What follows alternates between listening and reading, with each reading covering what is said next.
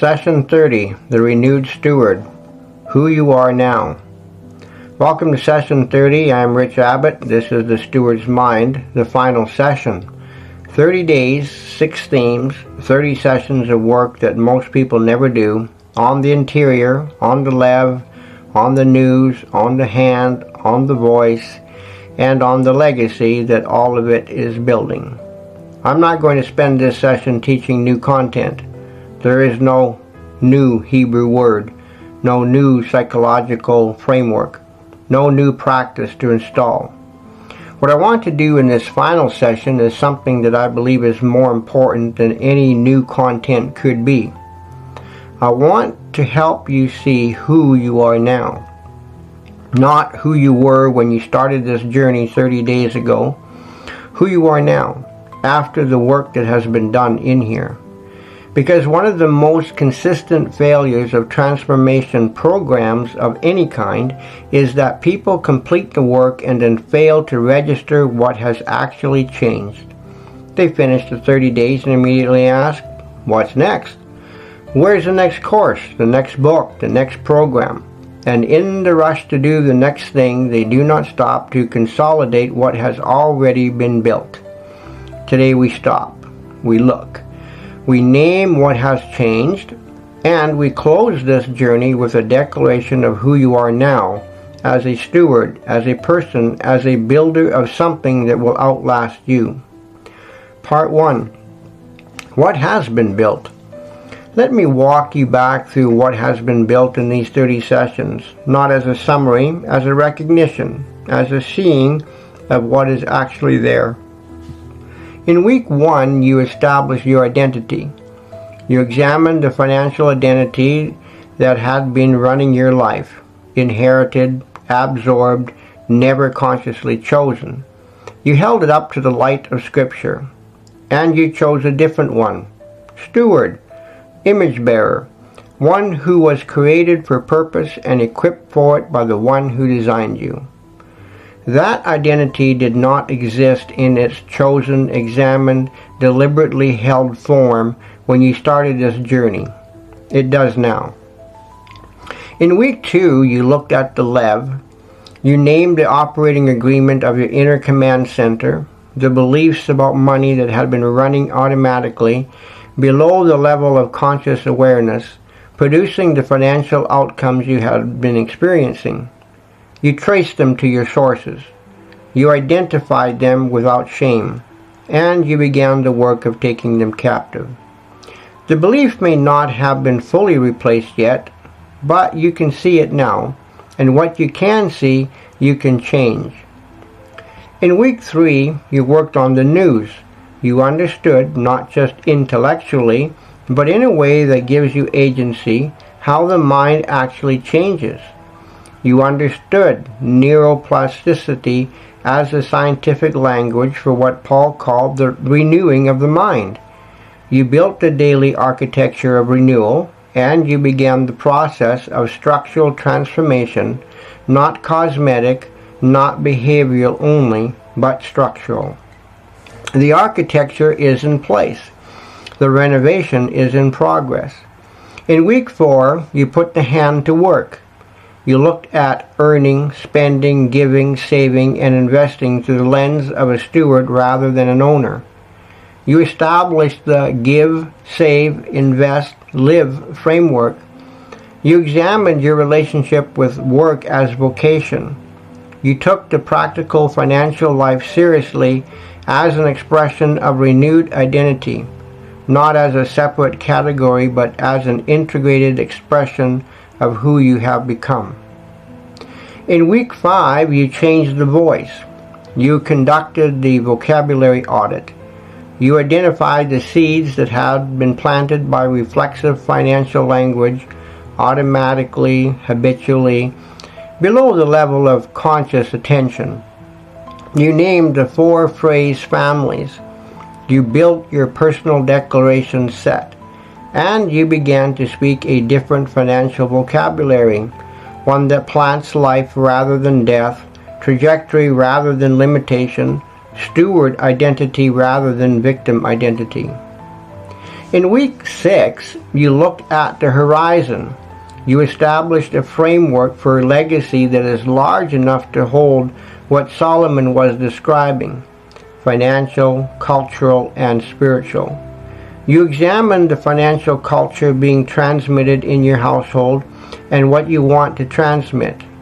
You considered the wealth that cannot be put in a will.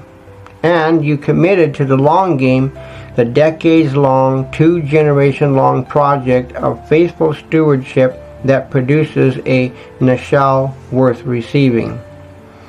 This is what has been built in 30 sessions. It is significant. Do not rush past it. Part 2. Who you are now.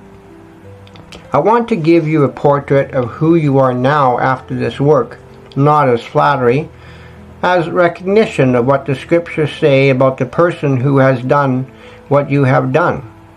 You are a steward, not an owner, a manager of resources that belong to God, held with an open hand, deployed with wisdom and faithfulness. You are a renewed mind. The news is in process, not complete, never complete this side of eternity, but genuinely, measurably different from the mind you brought to session 1. The pathways are being built, the default responses are shifting, the architecture is changing. You are a guarded lev. You are no longer accepting every thought that arrives at the gate. You are examining, interrogating, taking captive. You know what the old operating agreement was, and you have chosen a new one. You are a diligent hand. You earn with integrity, spend with intention, give with cheerfulness, save with foresight, invest with faithfulness, not perfectly, faithfully. You are a changed voice. The seeds you plant with your words are different from the seeds that were being planted when you started. The vocabulary of scarcity is being replaced, one phrase at a time, by the vocabulary of trajectory and truth. You are a generational steward. You are not building for yourself alone. You are building something that will outlast you, in the financial assets accumulated, in the culture transmitted, in the spiritual foundation laid for the people who come after you.